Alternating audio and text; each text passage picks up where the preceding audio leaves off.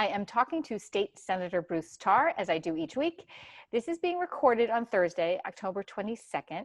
And Bruce, the governor announced today an enormous plan to stabilize and grow the Massachusetts economy. You want to break it down for us? Well, I'll do the best I can, Heather. This is a sweeping program, and it encompasses over $774 million. And it has a number of different categories. And one of the things that's important to remember is that some of these funds are available right away, whereas others are coming from budget requests that the governor has made and other sources of funding. So it's not as if $774 million is one huge new infusion. Some of this has been existing for a while.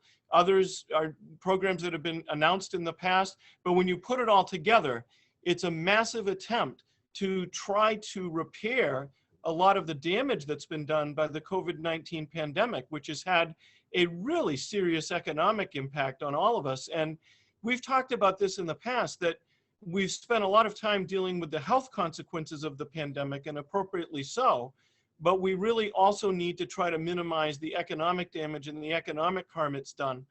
We still are among one of the highest states with unemployment rates. We've had a lot of losses of jobs and businesses closing. And so I applaud this move, and I think it'll be warmly embraced by the administration, or I should say the legislature, as an offer from the administration to partner on this subject.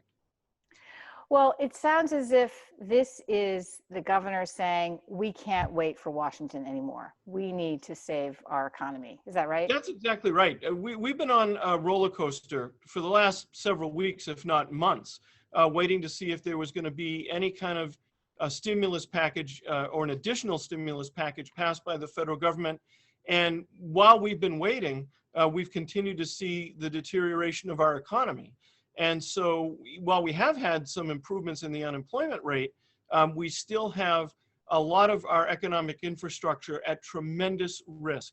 And so we have to do something, and this is an attempt to do that. And so you had mentioned, breaking this down, and there are a couple of important categories here. In the media releases that the administration did, there are 5 categories, but I'll just break them down into a couple that I think are really important. One is trying to stabilize the housing situation in Massachusetts. And so this is something that has been discussed before. The governor has proposed a $171 million initiative to try to prevent people from being evicted, but also helping them to have access to programs like RAFT, which helps to pay for rental arrearages so that they can pay their landlord so that the landlord doesn't get destabilized. So housing stability is one piece of this. There's another category that aims to help cities and towns with infrastructure improvements. We've talked a little bit in the past about the Shared Streets and Spaces program.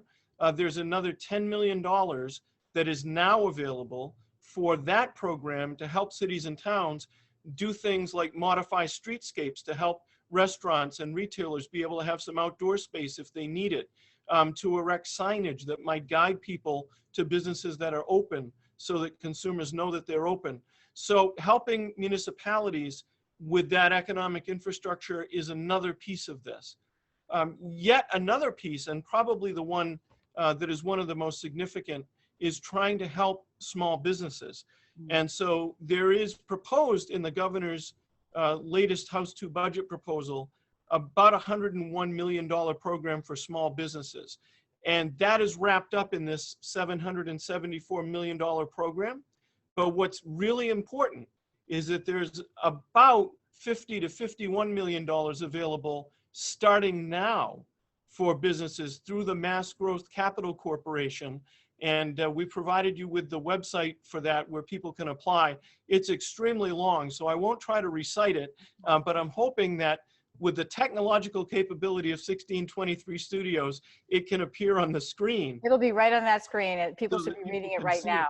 Yeah. And basically, Heather, this boils down to for employers of less than 6 people, the grants are up to $25,000. And if you were above 6 people, so if you are 6 to 50, then the grants are for up to $75,000. And these are grants. So we've talked a little bit in the past about the Small Business Administration, which oftentimes does loans. This is actual grant money. And so that's something that we really want to encourage people to take advantage of because it's available right now. Similarly, something that's very important to us on Cape Ann, but that doesn't always get as much attention, is the cultural economy.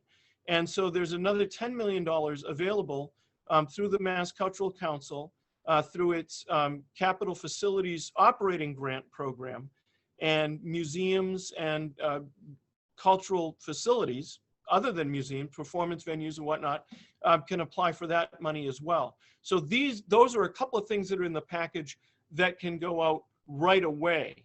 And there's also some additional money that's in that right away category for helping folks that might not be able to afford internet access to be able to get connectivity.